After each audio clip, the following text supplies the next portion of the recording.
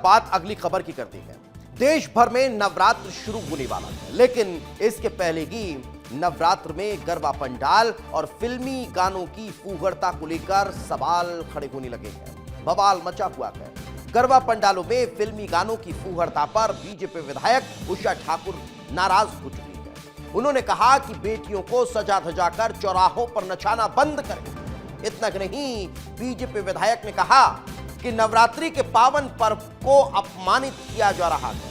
नवरात्र में गहने, वेशभूषा और टैटू तक सीमित रह गया है। शक्ति की साधक और उपासक बने, इसका ख्याल भी रखना होगा। सनातनी भाई बहनों से एक प्रार्थना है, जब भी कोई सिद्ध शक्तियां समाज की भलाई के लिए संदेश से आपका पालन करना उतना ही जरूरी है। अगर कोई संदेश दे रहा है तो उसका पालन किया जाना चाहिए। क्या कहा उषा ठाकुर ने, आप उसकी बात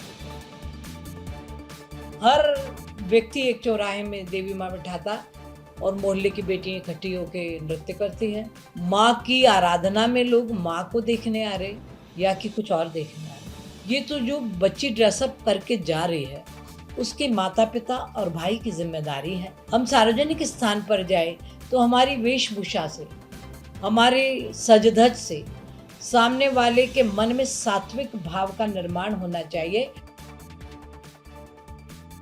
तो सुना आपने, उषा ठाकुर ये कह रही हैं कि अगर हमारी समाज में इस तरह से बेटियां घर से निकल रही है तो उनके माता पिता को सोचना चाहिए, उनके भाई और बहनों को सोचना चाहिए कि वेशभूषा हमारी कैसी।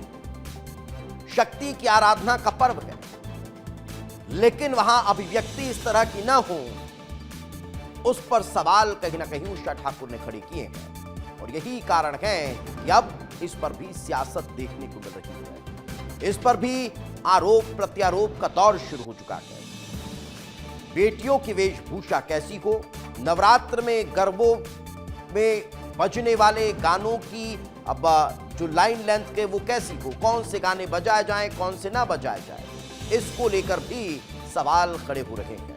क्यों? क्योंकि फिल्मी गानों पर होने वाले डांस को लेकर अब सवाल खड़े हो रहे हैं। और यही कारण है कि इस पर सियासी माहौल तेज है। इस वक्त मेरी सहयोगी रंजना मेरे साथ जुड़ी हुई, उन्हीं से बातचीत करते हैं।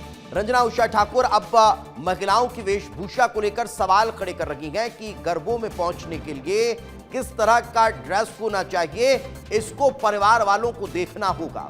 महिलाएं क्या सोचती हैं इसे लेकर? क्योंकि आप कल भी महिलाओं के बीच थी, आज भी गरबा पंडालों में आप पहुंचने वाली हैं, क्या सोच रही महिलाएं? देखिए दीपेश, जो विधायक उषा ठाकुर ने जिस तरीके से बयान दिया है, पहली बार नहीं है, बीते साल भी उन्होंने कुछ इसी तरह का बयान दिया था। लेकिन जहां तक महिलाओं की बात है, तो जब महिलाओं से बातचीत की तो उनका भी ये रुख स्पष्ट था कि बच्चों के लिए, जो खास करके लड़कियां गरबे के लिए पंडालों में पहुंचती हैं, उनके लिए बेशक एक ड्रेस कोड होना चाहिए और पहनावा ऐसा होना चाहिए जिससे जो गरबे आयोजन में अगर महिलाएं आती हैं तो वो शर्मिंदा ना हो लड़कियों के पहनावे को लेकर।